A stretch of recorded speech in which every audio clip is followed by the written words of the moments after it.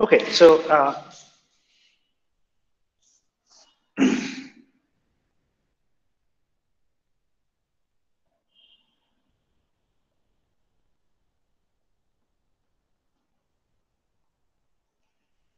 so I wanted to explore how the Markovian property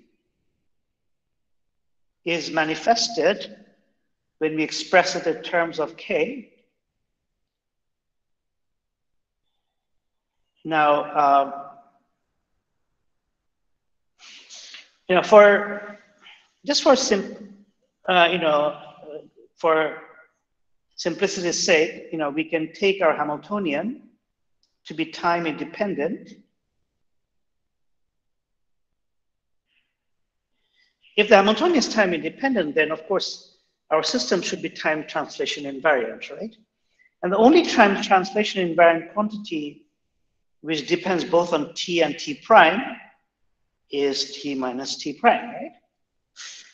So for time independent Hamiltonian, t comma t prime must be a function of t minus t prime. So this is just a result of the fact that for time independent Hamiltonian, we expect our time evolution operator to be a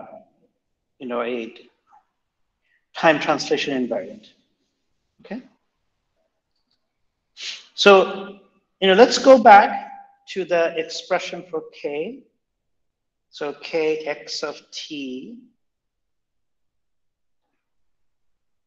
x prime t prime, d of p, u of t, comma t prime, ei p, x minus x prime over h bar. And here we have 1 over 2 pi h bar. Now we use the Markovian property in this formula.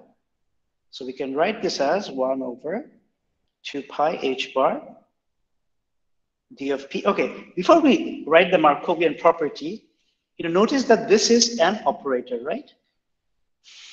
And say for Hamiltonian, say,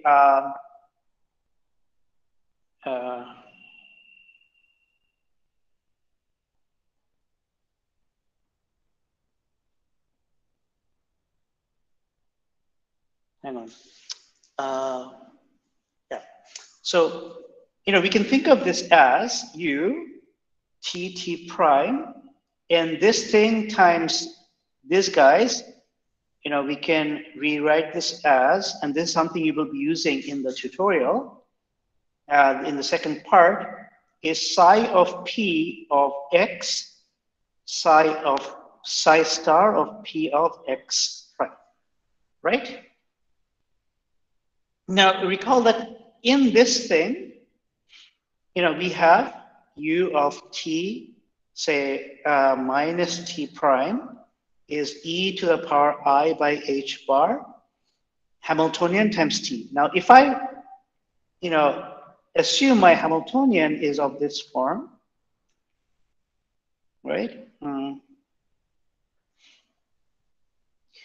Then, what we can say is that, this part of the Hamiltonian, actually they don't commute, right? They don't quite commute.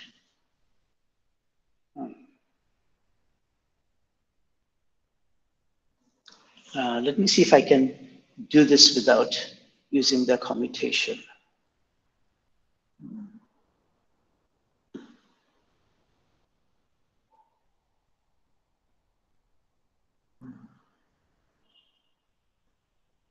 I think. Okay, so let's do it for the free case, okay? If we do the free case, and then later I will do, because I just want to show you something very cool. So that's why I'm trying to, kind of bend the rules of teaching, because in teaching, this is not shown at this level. So, okay, so you agree that this is the free time evolution operator, right?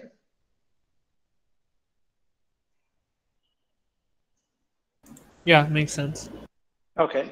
So now if this guy acts on this thing, what happens? So if I take u of t minus t prime acting on side of p of x, then what will happen is that this operator will just get replaced by its eigenvalue, right? It'll just become p squared by 2m. Right? Do you agree? Actually, I have one question. If u is a function of t minus t prime, shouldn't the exponent have t minus t prime, or am I getting that wrong? Right. So yeah, yeah, t minus t prime. You're right. Very good. Thank you. Yeah, very good. Yeah. Okay, but you understand that this p squared, the operator p squared is going to replace by the eigenvalue, right? Yeah. Okay. Okay, so I will just use this fact in what is following. So let me just put this in the bracket. Yeah. Okay. So let me look at this expression. And it can be generalized, but for Hamiltonians which are not just free, but we'll do it some other time, or even like not in this course. But I just want to show you there's something very cool happening here. Okay? So now what we do is that we use the fact that it's a Markovian property. So we have d of p.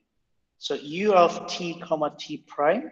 This I'm going to replace by u of t prime, sorry, t, comma t double prime, u of t double prime, t prime, okay?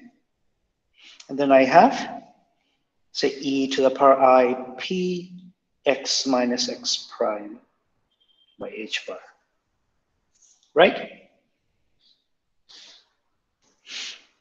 So now that, we have replaced, these guys will act on this guy, and, and therefore they will basically become exponential functions rather than exponentials of operators. We can, move things around a little bit. So let me write this in a different way. So let me write it as ut, comma t double prime, e I px by h bar, and u t double prime comma t prime, e minus I p x prime by h bar. Okay, so I've just divided this exponential to go with each of the time evolution operators. And then what I can do is that I can introduce a Dirac delta function. So everything up to this thing, the first exponential remains the same. But then I introduce a Dirac delta function with dp prime. And then what it does is that it's going to allow me to write this p as a p prime, so p prime minus p. And then I have u t double prime t prime e to the power minus I p prime x prime over h. Okay, you follow this? This is just introducing a Dirac delta function and changing, changing this p, because when I do the p prime integral, I have to put p prime equals to p. So this will revert back to being this simple exponential with p, right? Okay, but we also know that the Dirac delta function has a representation in terms of the momentum eigenstates. So that is what we use next. So we have dp u t prime t double prime ei px over h bar. And then here what I do is that I introduce dx. So d p prime was there before, and I divide this by 2 pi h bar. And this I'm writing as the integral over, let me call this x Let me call this x double prime, okay? And here we have e to the power plus I x double prime, and then we have p prime minus p, and then times u of t double prime comma t prime e to the power minus I p prime x prime by h bar. Okay, do you follow this? I'm just writing this Dirac delta function as an integral over x double prime and exponential divided by 2 pi h bar.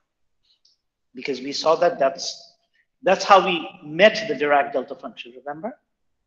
Through the consideration of Fourier analysis.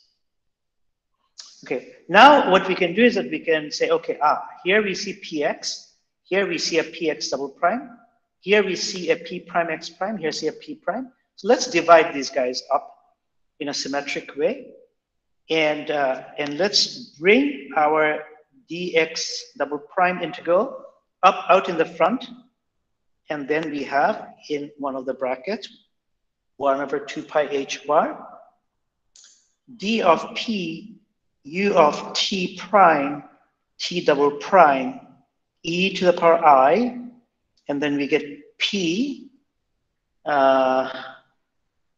x minus x double prime, bracket ends, and then we get another bracket, which is 1 over 2 pi h bar integral over dp prime u of t double prime t prime. So this should not be a t prime here, it should be just a t, and then e to the power I, and then we have a p prime, and then inside the bracket we have x double prime minus x prime over h bar. There's a 1 over h bar here.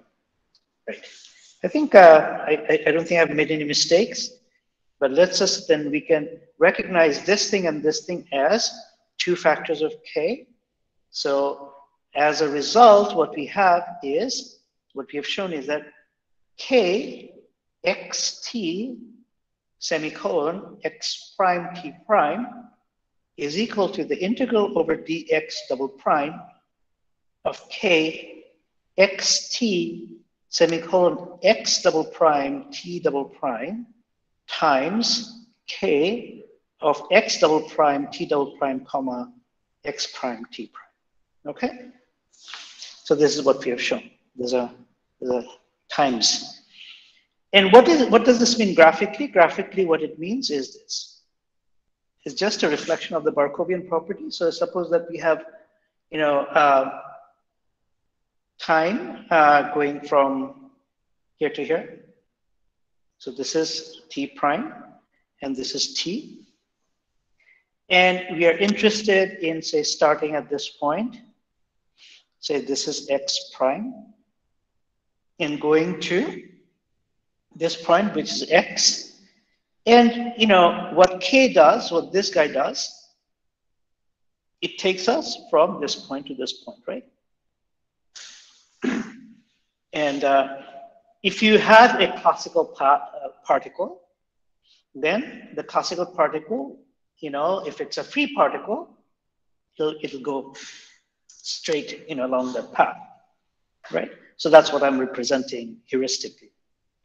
But what this guy is saying is that, well, we can divide time up in that time interval into 2 pieces. And if you do this, then what can happen is that the particle can start at x prime, and then in between it can go to any at time, say t double prime, it can go to any value of x double prime. I'm just giving you certain ones, but it goes to all the values, right? So it can go from x prime to, say, this point, and then it can go from here to here. Or it can go from here to here and here to here. Or it can go like that and like that. Like that. Like that. Okay. And of course, this thing is also included because we are integrating over the intermediate x double prime, right? So all these possibilities are being summed over.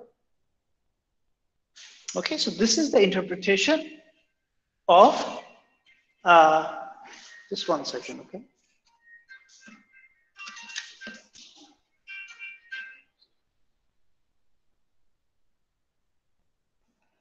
Somebody's trying to call me. Okay. Okay. Right. Okay, so this is the graphical interpretation of this equation. Do you have any questions? So I suppose you could like have more time steps, and then you'd basically have path integrals, right? Exactly, that's what I'm building towards.